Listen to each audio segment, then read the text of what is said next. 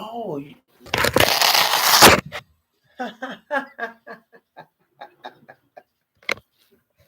wow. Blessings, everyone. So it's live. And I'm like, what is that big thing on? Why is it blank like that? What did you do? Blessings, everyone. Thank you for joining us. So we've been talking a lot about the documentary hypothesis and the different theories and the different theories and different aspects of the hypothesis. Shalom, Brother Matthias. Blessings to you. We've been talking about the documentary hypothesis, and so um, I just wanted to make everything clear, set up what we believe about the documentary hypothesis. The beginning of this documentary hypothesis is not just the scientific theory that the Torah was not written by Moshe, but it is the belief that goes back all the way to the Nazarenes, um, to the Netzarim, that believed that you can find this in the 18th Panarion of Epiphanius, that they believed they rejected the Pentateuch, and they believed that Moses gave a law, but the Pentateuch was not that law. Um, the Ebionites in the 30th Panarion are said to have rejected the Pentateuch, saying that there were things that were added, um, especially the sayings about the sacrifices. And so that is where this whole thing with the documentary hypothesis begins. The belief that the first five books of the Bible, Genesis through Deuteronomy, were not written by Moses. There are a lot of signs when you read those first few books that they're not written by one person. And so the documentary hypothesis goes as far as to break down the traditions. And according to my research, I'm just going according to my research, I see that there is a Yahweh tradition, there is an El tradition, there is a um, the Yahweh tradition worships Yahweh. It comes from the Kenites. The El tradition worships El. Remember that Yahweh and El were separate deities at one point. The And then there's Mosaic Yahwehism. Mosaic Yahwehism is the worship of Yahweh that was as taught by Moses, and this has to do with um, parts of Leviticus that are attributed to him. We know that it's attributed to Moses because of the Egyptian rituals that we find in those texts. And so the worship of Yahweh comes from the Kenites. The Kenites are not from the Canaanite region. They're from the Tubal region, which is modern day Turkey, or what they call Asia Minor, um, around the mountains of Ararat. Okay, and so the Kenites come from there. They eventually, after the destruction of the Hittite Empire, they migrate downward looking for new opportunities. And in this whole thing, um, they come to Canaan, and Canaan is a mix of Hittite, Egyptian, and Mesopotamian influence. And so the worship of El comes from Mesopotamia. The Hittites have separate gods. The Egyptians have separate gods. So as Canaanites, they had to come up with a system that engulfs all of those different gods from all of those different countries, because those three were the powerhouses, and they had to please all three empires, which was difficult. And so they came up with a system that said that El was the father of all the gods, and all the rest of the gods um, were under El. when Moses comes along, he teaches Yahwehism again, but he teaches Yahwehism with the Egyptian rituals attached. And that's what the Torah of Moses is. It is the Egyptian rituals that he learned growing up while he was in Egypt. And so that's called Mosaic Yahwehism. Mosaic Yahwehism is different from Kenite Yahwehism. Okay. Again, why? Because of the Egyptian rituals that are added to the worship of Yahweh. Okay. So you have Yahwehism that comes from the Kenites, El worship that comes from the Mesopotamians. You have Mosaic Yahwehism, which is entrenched in the tradition, we call it the JE tradition or the Levitical tradition, because that's where the Levitical worship originated. Um, and Mosaic Yahwehism precedes um, precedes uh, for instance the Yahweh alone text. The Yahweh alone text is fourth in line because it mixes El and Yahweh.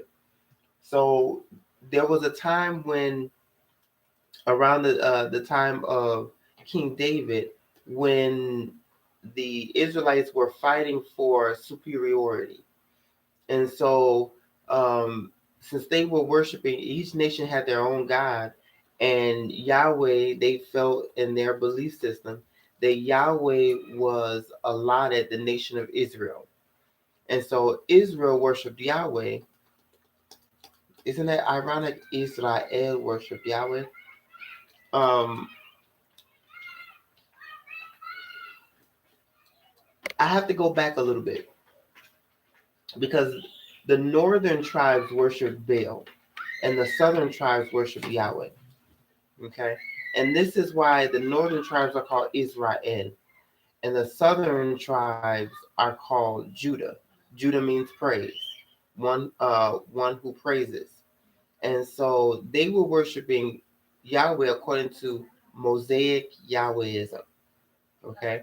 The Yahweh alone movement, though, came a little bit around the time of Hezekiah, and it merged the worship of Yahweh and the worship of El. Whereas Mosaic Yahwehism had a tendency, um, well, no, that's right. Mosaic Yahwehism worship mixed the Egyptian rituals with the worship of Yahweh. And then there was a time somewhere in the time of the judges when the Baal worship was mixed in with Mosaic Yahwehism. So Yahweh was given the attributes of Baal, and you can see that in the Davidic writings. So this mixing of Baal with Yahweh precedes Davidic worship. Okay, so first you have Mosaic Yahwehism, then you have the Yahwehism where Baal is mixed with Yahweh, and then you have what's considered the Zedekite tradition, which is a merge of El, Baal, and Yahweh, Yahwehism. And so the Yahweh alone tradition is the tradition that merged El with Mosaic Yahwehism. You can tell because they're talking. They always say Yahweh, your God. Yahweh is a deity, and God is El, Elohim, Elohecha. Um, is Elohim, which means your God or your plural God. Which comes from Elohim, which comes from Eloah, which comes from El. Finally, it comes from El. Okay, and so Yahweh alone movement wrote the Deuteronomy books. Um, and then afterwards comes the Zedekite movement, where is El's traditions are heavily used. So in the Yahweh alone tradition, they didn't do sacrifices. How do we know? Because Jeremiah 7 says, well, when Israel came out of Egypt, I never taught them to do sacrifices. So they didn't do sacrifices, but the Zedekite movement did sacrifices.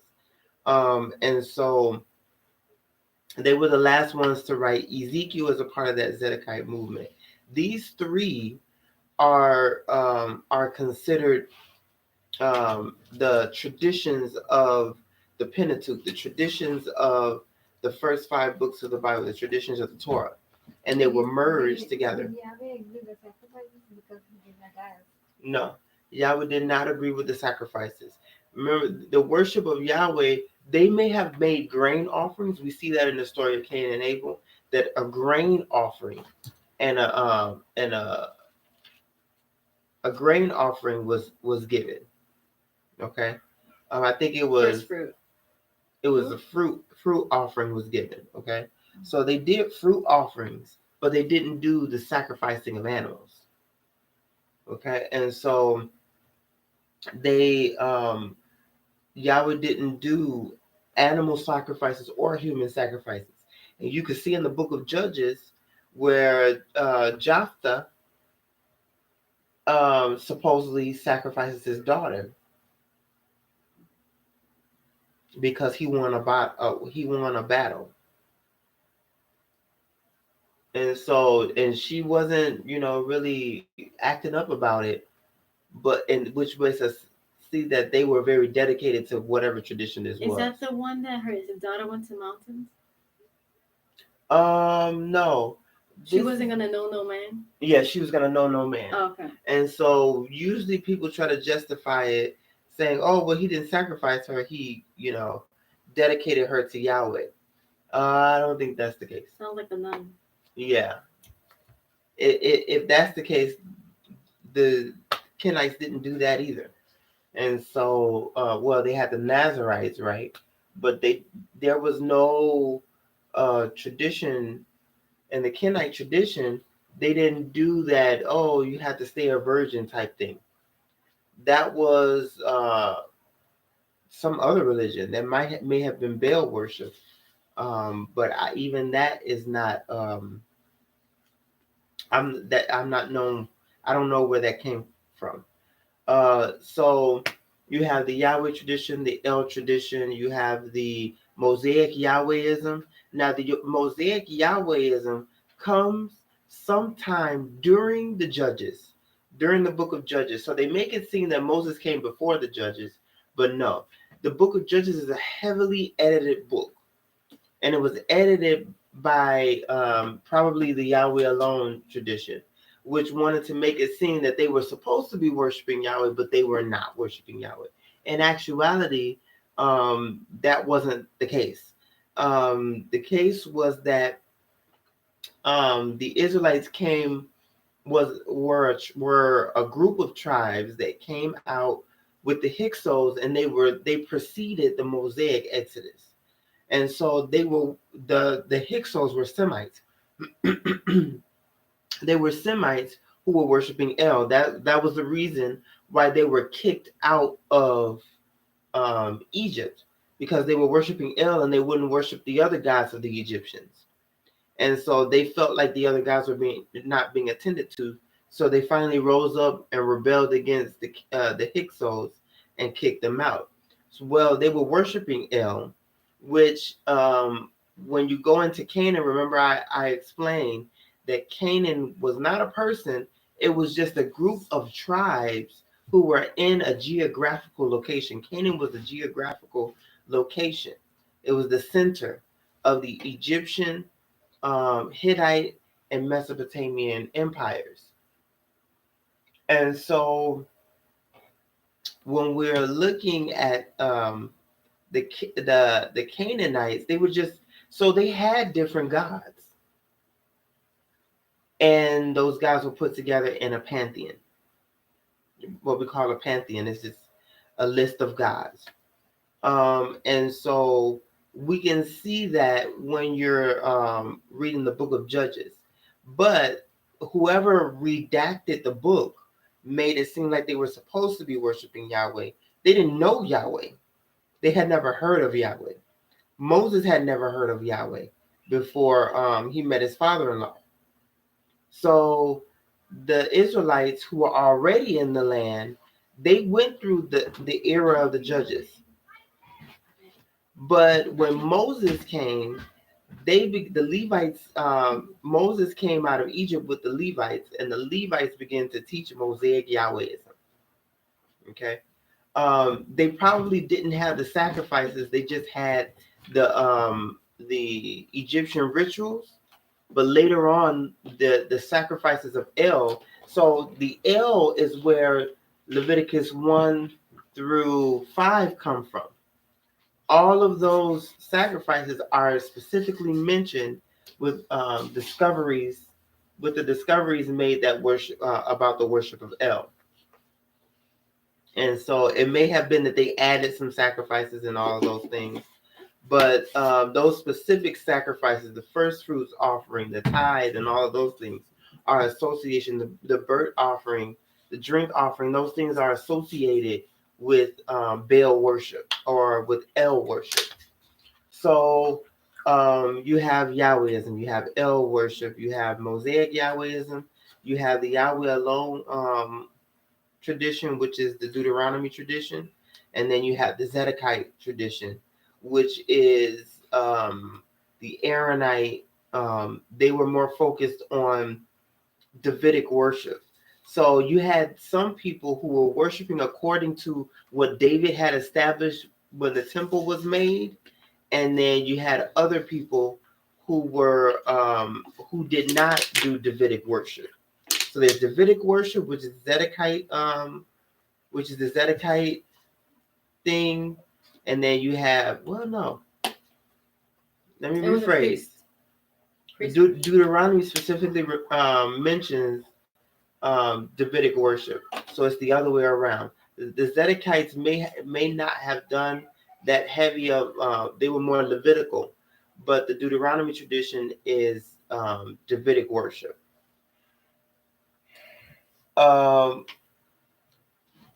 So let me think. The Deuteronomy tradition, the Zedekite tradition. And so let me make a disclaimer.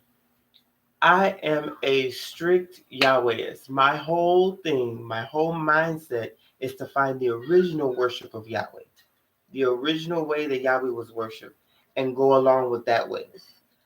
The other ones are different traditions. I'm not against those traditions. I just don't want to practice them because they're not original.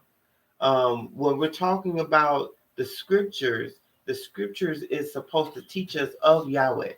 And the Zedekite way of worship is not the original way of worship. Mosaic Yahwehism is not the original way to worship. El worship is El worship. So, it's not Yahweh worship.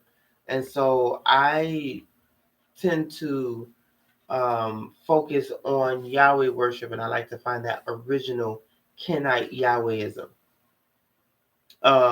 And so that I have to make it known that that's my viewpoint.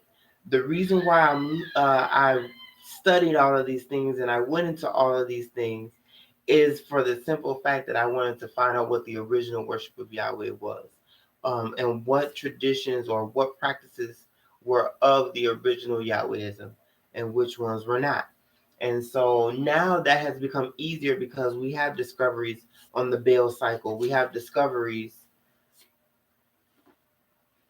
That's mine. Let me see. That's mine. I want to see. No, that's mine. It's in my Bible. It's mine. No, because I have to see it first. Continue. Okay, well, you see it first, and if I don't see it in the next couple of hours, I'm gonna go searching for it. So. Oh dear God. Sorry, you guys are just making jokes over here. So Yahwehism, I'm for the original worship of Yahwehism. So all of the things that I set up are for the original worship of Yahwehism. We don't do sacrifices. We don't do baptism. We don't do circumcision because those are Zedekiah. Those are those are the Egyptian rituals. So if you do that, that's fine, but I don't. what is it? That's just about it. The original Yahwehism is just set on worshiping Yahweh, and that's my main focus. I'm not really focused on some of the other things that I hear going around, flat Earth and all of those things. Speaking of these things, this was the reason why I wanted to do this video, because the question becomes, what is our stance with the Hebrew Roots movement? What is our stance with the Torah submission, Torah observant movement? I can only give you my opinion. I can't give you any scripture on, but it's been a while since I considered myself messianic. I really don't consider myself messianic anymore. I consider myself Ebionite, simply for the reason that messianics have varying forms of the doctrine of the Trinity, various forms of Judaism, which is a merging of all of these five traditions, or four traditions. So let's see. So um, I don't consider myself messianic because I don't believe in the deity of Yeshua. I don't believe um, that his death is atonement. I don't believe in his resurrection. I don't believe that he sits at the right hand of the Father. That he I died and believe rose. That he died and rose. Died of what? And rose. Died or rose? And rose. Oh, died and rose again. I don't believe in that. Those for me are messianic teachings. I don't believe in the deity of Yeshua. Um, and so I do believe that he was a prophet. And I do consider him as a teacher of ours. Not a teacher, but the teacher um, of his time. And so I agree with the apostolic teachings to a certain degree. Again, I don't do baptism. Um, when it comes to the Usein movement, I understand it. I haven't quite gotten into it, but I do believe that Yeshua was a Usein before he became manifest in his ministry. I believe that Yohanan, John the Immerser, was the beginning of the Ebionite community. I believe his coming out of the desert and him preaching and him baptizing was what brought the Ebionites into existence. I believe that because the Ebionites were the Jerusalem Essenes. And so they are the Ela Kadosha that's referred to. Even in the Jewish Encyclopedia, it recognizes that the community in Jerusalem was Essene, and so was a Essene group. Now, the Essenes did not have the tendency to be in cities. They would make their own cities. They would live in camps and all of these things. And so, but there is a saying that they were in many cities anyway. But they, John the Baptist was the one that started the group in Jerusalem. You don't take out the key. You just put it Okay, so that's my stance on that. That I am a Yahwehist, and I do believe in the Ebionite doctrines. Of not believing in the deity of Yeshua. I worship Yahweh alone, and that's basically it. Do you guys have any questions on that? Again, this is my belief. This is my personal belief, and so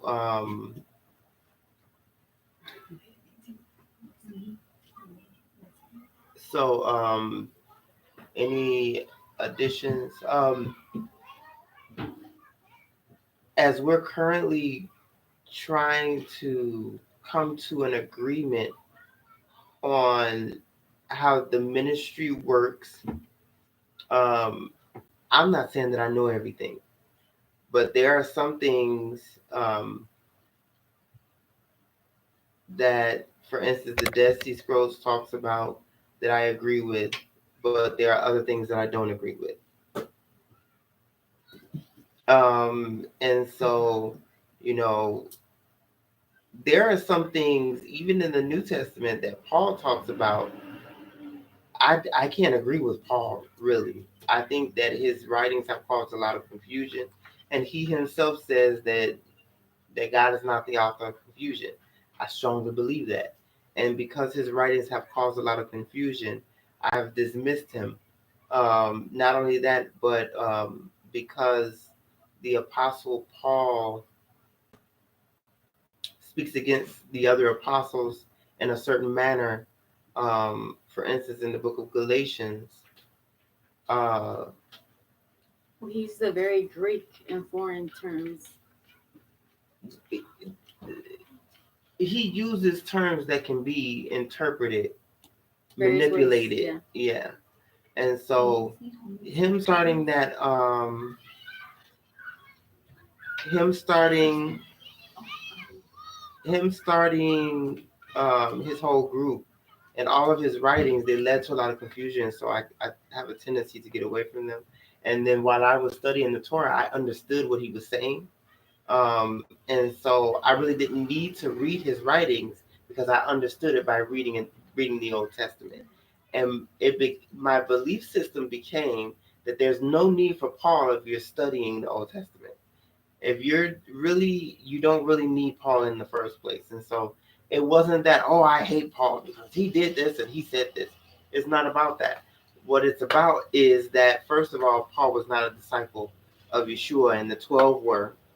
We know that for a fact. Um, we know that James is a descendant of Yeshua's teachings. Um, that we know for a fact. However, directly related he might be.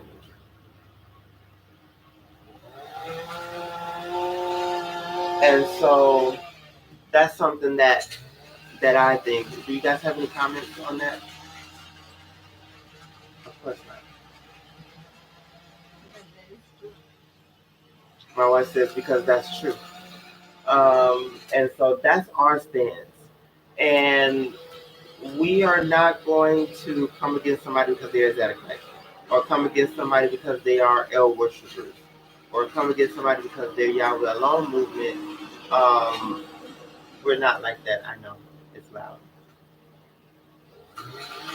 And so the question is somewhat unclear.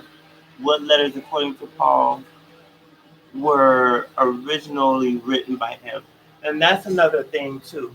Paul's writings, that's a comment from Matthias, that we don't know which letters Paul originally wrote. That's a big thing to bring up because some of the things that we say were written by Paul are not verified to have been written by Paul. Even the Christians cannot verify that he wrote them. We don't even know where the book of Hebrews comes from, but the book of Hebrews is very, very heavily edited. Um, Words are put in there, for instance, by the King James Version to make it friendly to